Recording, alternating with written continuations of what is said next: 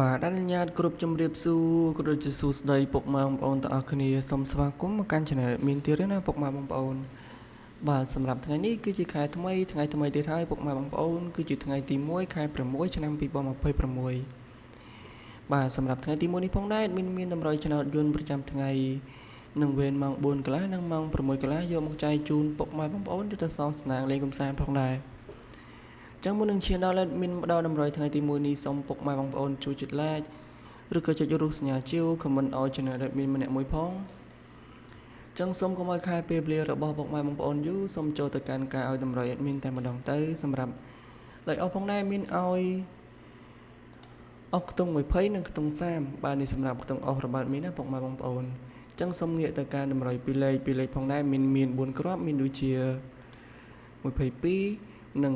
28ក៏ដូចជា33និង38ផងដែរបាទនេះសម្រាប់តម្រុយពីលេខរបស់មីណាពុកម៉ែបងប្អូន